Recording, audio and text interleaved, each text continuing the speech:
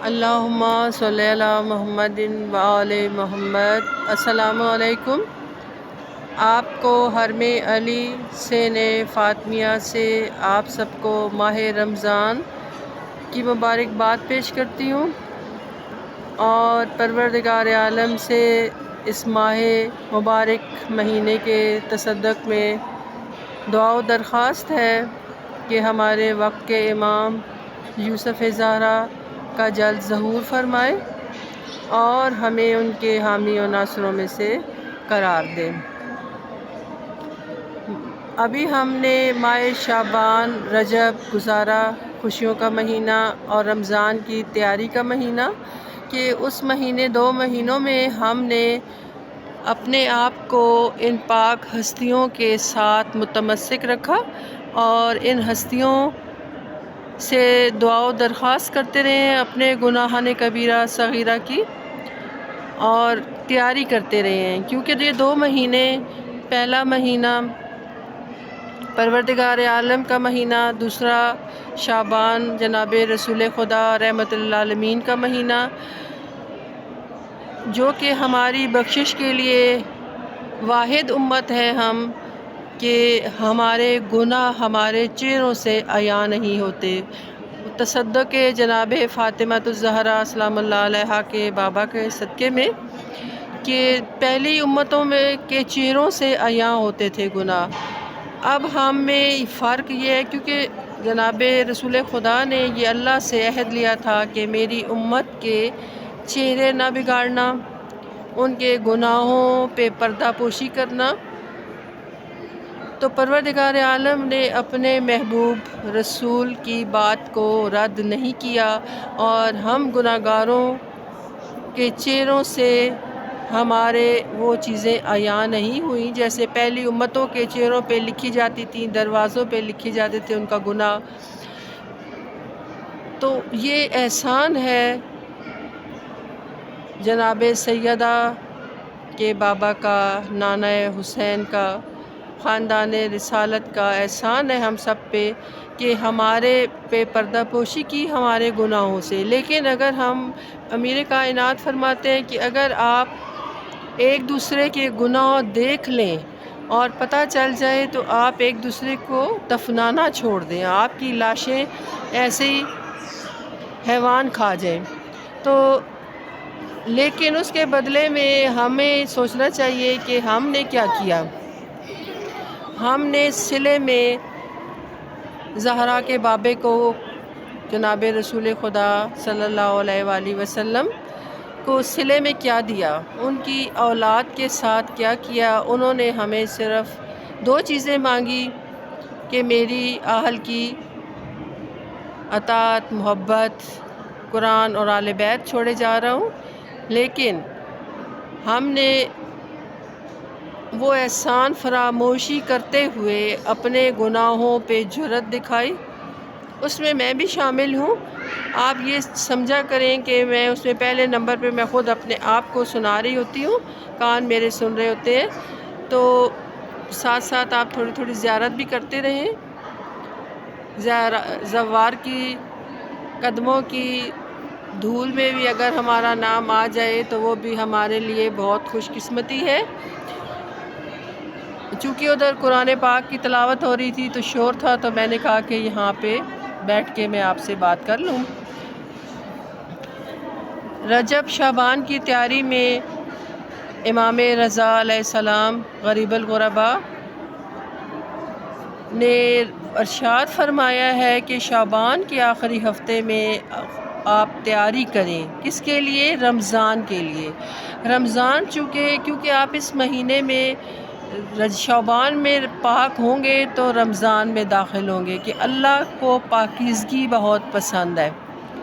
اللہ کو پاکیزگی بہت پسند ہے، جو کہ ہم رجب میں شعبان میں پاکیزہ ہوئے، ہم نے عبادت کی، انشاءاللہ ہم پاکیزگی کے ساتھ اس مہینے میں قدم رکھا ہے، اور پروردگار عالم ہماری اس ایک ایک قدم کی نیکی، ایک ایک قدم کا ثواب جو ہے وہ سب سے پہلے حکم ہے کہ امام وقت کو ہدیہ کرنا ہے آپ نے، اپنی ساری عبادات، چاہے وہ 1 دفعہ 3 دفعہ فجر کی نماز کے بعد، عشاء کی نماز کے بعد 3 دفعہ قل ہو اللہ پڑھ کے، سورہ توحید پڑھ کے اس کا ہدیہ اپنے وقت کے امام کو روٹین بنا لیں، تو انشاءاللہ آپ دیکھیں گے کہ ہماری زندگیوں میں کیا تبدیلی آتی ہے۔ دوسرا، امام رضا علیہ السلام فرماتے ہیں کہ سب سے پہلے 8 نصیحتیں ہیں کہ آپ ایسے کریں کہ سب سے پہلے تو اپنی عبادت کو خالص کریں، ریاکاری نہ کریں۔ دوسرا، اگر صرف بھوک پیاس ہم نے نہیں کاٹنی، بھوک پیاس کے ساتھ ہم نے اس کا احساس بھی کرنا ہے کہ صرف بھوکے رہ کے تو ہمیں، اور آج کل یہ جو ٹوٹکے آ جاتے ہیں کہ دہی کھا لیں، یہ کر لیں، وہ کر لیں، پیاس نہیں لگے گی، بھوک نہیں لگے گی۔ جب ہمیں بھوک اور پیاس کا احساس نہیں ہوگا تو ہمیں روزہ کیسے پتہ چلے گا، ہمیں بھوکوں کا کیسے احساس ہوگا؟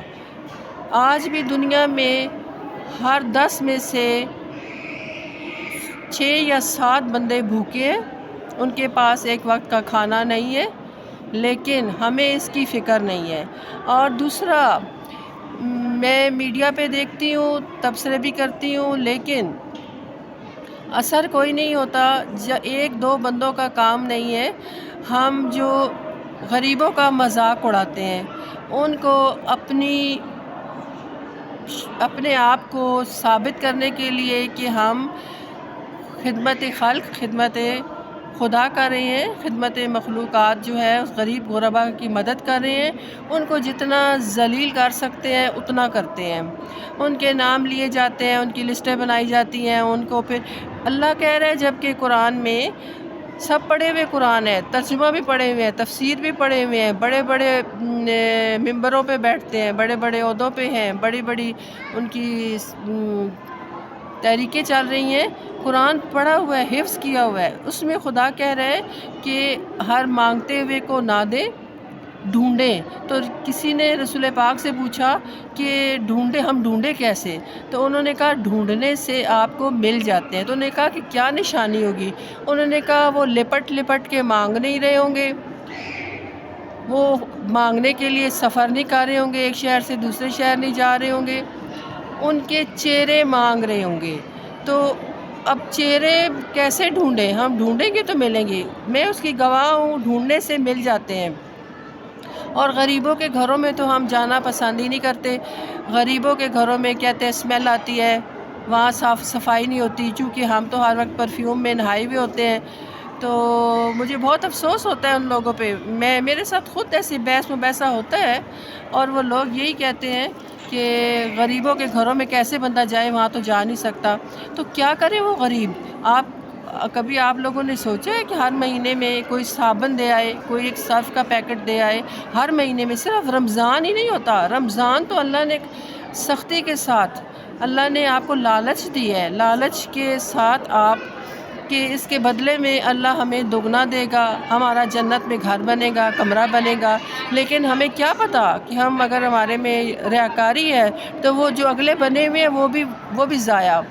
تو اس لیے غریبوں کے ساتھ مذاق کرنا، یہ خدا کے واسطے دنیا میں جہاں کہیں بھی یہ کام ہو رہا ہے چھوڑ دیں، اور آپ ڈھونڈنے سے مل جاتے ہیں غریب۔ میں نے خود ڈھونڈے ہیں، میں حرم علی میں بیٹھ کے کہہ رہی ہوں، اگر میں جھوٹ بول رہی ہوں تو مجھے امیر کائنات میری شفاعت نہ کرے، اس سے بڑی کوئی بڑی قسم نہیں ہوتی۔ میں گئی ہوں غریبوں کے گھروں میں، تو خدا کہہ رہا ہے کہ اگر مجھ سے ملنا ہے تو غریبوں کے گھروں میں آیا جایا کرو، میں تمہیں وہاں ملوں گا۔ اب آپ بتائیں، اپنے ایمان سے بتائیں، کون خدا سے ملنے کے لیے غریبوں کے گھروں میں جاتا ہے؟ ہمارے بچے اتنے اے سیوں کے نیچے، ہیٹر، گرم سردیوں میں پھر بھی بیمار رہتے ہیں۔ تو غریب کے بچے کے پاؤں میں جوتا ہوتا ہے، قمیض ہوتی ہے، شلوار نہیں ہوتی، وہ بڑا فریش، صحت مند، تر و تازہ اور ایک صحت مند بچہ ہوتا ہے۔ تو کیا ان کو سردی نہیں لگتی؟ ان کو سردی کچھ نہیں کہتی؟ وجہ کیا ہے؟ غور کیا نا کبھی ہم نے؟ ان کے ساتھ خدا ہوتا ہے۔ جیسے اللہ کہہ رہا ہے کہ میں پرندوں کو کون تھامے ہوا ہے؟ تم تھامے ہوئے ہو کہ میں تھاما ہوا ہوں؟ پتھر کو کیڑے پہ رزق کون دے رہا ہے؟ میں دے رہا ہوں۔ درخت پہ پرندے ساری رات باریک ٹہنی پہ سوتے ہیں، تو کیا وہ اس کو آپ نے تھاما ہوا ہے؟